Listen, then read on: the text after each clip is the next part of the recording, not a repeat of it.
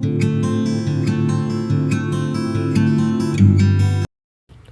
morning everyone, this is Kritika and welcome back to our YouTube channel Rules of Commerce.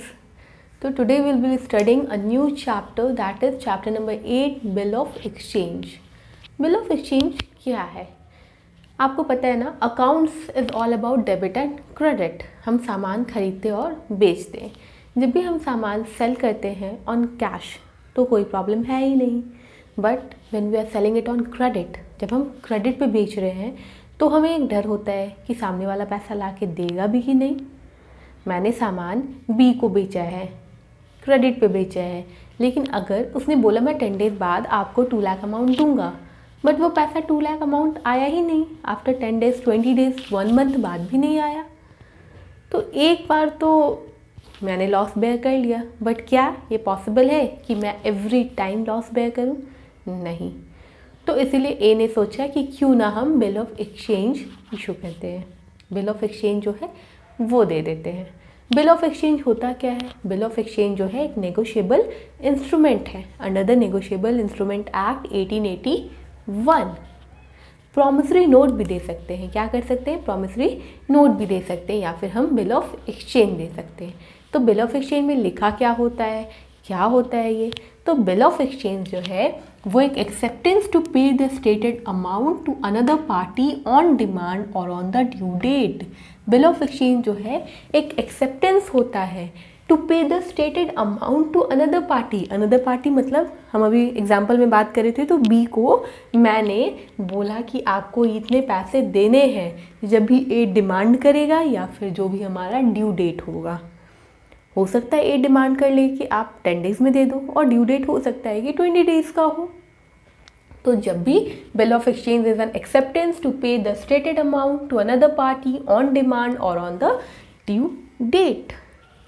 Bill of exchange क्या होता है कि मैंने आपको एक बिल ऑफ एक्सचेंज दिया है, या फिर हम प्रॉमिसरी नोट भी दे सकते हैं जिसमें लिखा होता है कि आपको इतने सर्टेन अमाउंट आपको पार्टी को देना है ऑन ड्यू डेट, या फिर जब भी वो मांग ले. बिल ऑफ एक्सचेंज जो है अगर आपने बी को इशू किया और फिर भी अगर वो पैसे नहीं दिया तो हम क्या कर सकते हैं? हम कोर्ट में जा सकते हैं. क्यों? क्योंकि बिल ऑफ एक्सचेंज जो है एक लीगल डॉक्यूमेंट है. बिल ऑफ एक्सचेंज जो है वो लीगली एक्सेप्टेड है. अब हम देखते हैं कि बिल ऑफ एक्सचेंज के फीचर्स क्या हैं. It is a written order.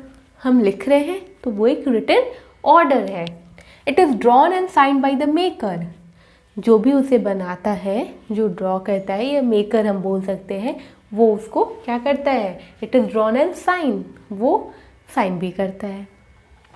ये जो ड्रॉन एंड साइन जो मेकर है उसे ही हम ड्रॉर भी बोलते हैं. नेक्स्ट आता है it is an unconditional order to a person that is drawee to pay the specified amount. The drawee must accept it to make it a valuable document.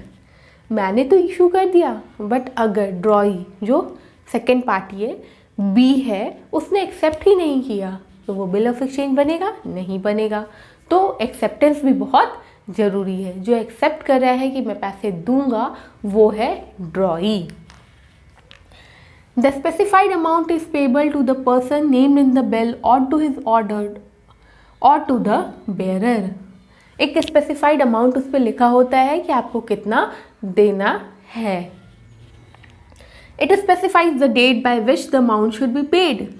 उसमें डेट भी मेंशन रहता है कि स्पेसिफिक डेट मेंशन रहता है bill of exchange में. It is accepted by the drawee to make it a legal document. Drawee जो है उसको एक्सेप्ट करता है और एक्सेप्टेंस के साथ ही वो एक लीगल डॉक्यूमेंट बन जाता है. अब हम देखते हैं कि बिल ऑफ एक्सचेंज में कितने पार्टीज होते हैं. अगर हम बात करें बिल ऑफ एक्सचेंज की, कितने पार्टीज होते हैं, तो बिल ऑफ एक्सचेंज में 3 पार्टीज होते हैं. फर्स्ट पार्टी कौन है? ड्रॉवर. सेकंड कौन है? ड्रॉई. And third one is payee. Third one is payee. Who is the drawer? He is the maker of the bill. जिसने बिल बनाया है. ड्रॉई कौन है? जो एक्सेप्ट किया है. और पेई कौन है? जिसको पेमेंट मिलना है, जो पेमेंट रिसीव करेगा, जो पेमेंट रिसीव करेगा।